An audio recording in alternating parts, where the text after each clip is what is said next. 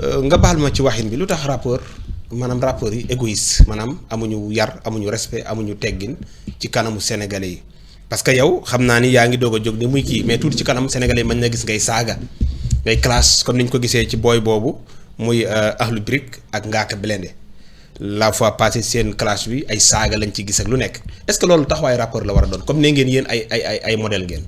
waaw xam nga wax ju ñaaw moom.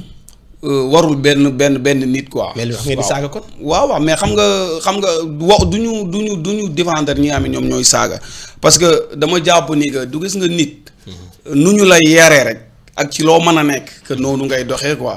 en fait am na ci ñoo xamee ne souvent dañ ciy bëgg bës parce que bëri na ci ay rapport yoo xamee ni que bokk na ci li tax gars yi xam leen tey mooy son bu ñu def saaga ci. waaw tey man maa ngi fàttaliku Ngaaka Blindé man bi ma koy njëkk a xam.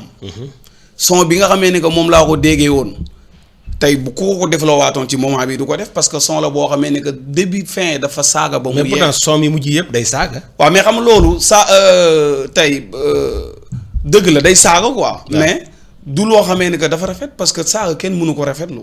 muy ci jugee ci Ngaaka Blindé ak mu jugee ci Solar bi nga xamee ni que day mandi moom kenn mënu ko rafetlu quoi. peut-être lu fi nekkoon la bu yàgg affaire gangs parce que rap affaire góor la te xam nga dafa bokk ci wane ni góor nga quoi ngay wax muy dëgër ak yooyu noonu mais saaga moom. que rafetul. ku ko man di def rafetul. yow mosoo def son saaga. man mas nga saaga. non musuma saaga. wala non mas nga saaga wala musuma saaga. musuma saaga te même bu ma saaga woon sax man. si son.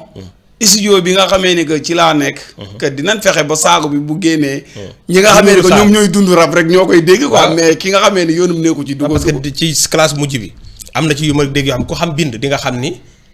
am na ay saaga mais ku xamul bind doo xam kon des fois daal maanaam ñu gars yi defee ko noo xam ni. ñi xam bind ak rap ñooy. xam waaw ñu xam waaw parce que dafa am ñoo xamee ni que dañu lay déglu parce que da nga leen a neex ñoom xamuñu rap dañu lay déglu parce que da nga leen a neex quoi léegi ñooñu moom que di nga fexe ba li ngay wax.